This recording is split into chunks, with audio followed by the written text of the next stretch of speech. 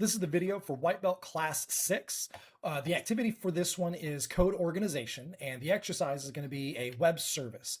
I do want to talk a little bit about a web service. Web services, if you're not familiar with them, are one of those things that is a little bit ephemeral. It's a little hard to place your finger on exactly what it is.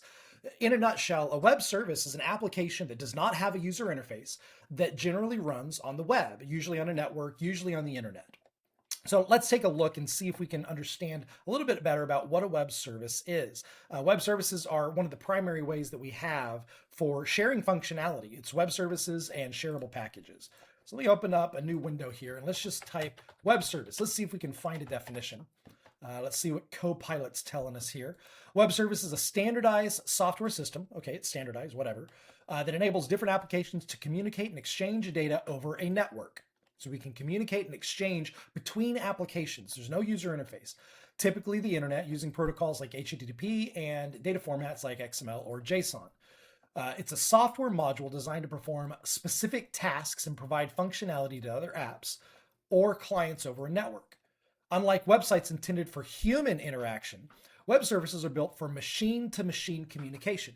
So web services are one of the primary ways that we exchange information and use functionality between computers, between machines.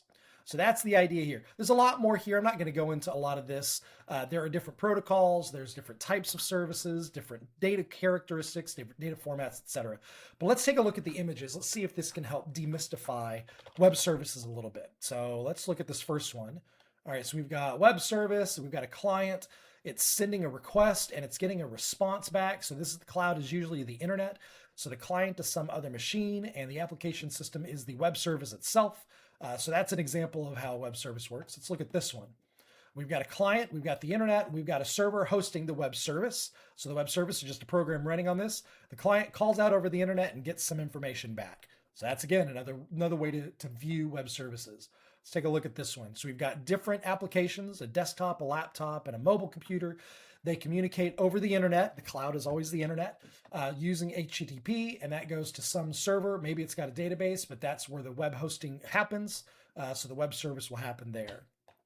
So again, these are not users using these applications. These are other computers, other systems, other programs that we write that can interact with this web service. So it's a service for other machines, other computers, not necessarily for human beings. So once again, it does not have a user interface. It is designed to allow for communication and sharing of information between different computers, different systems, different programs. It's one of the two primary ways we have for sharing functionality, web services, the other being shareable packages. Hopefully that helps.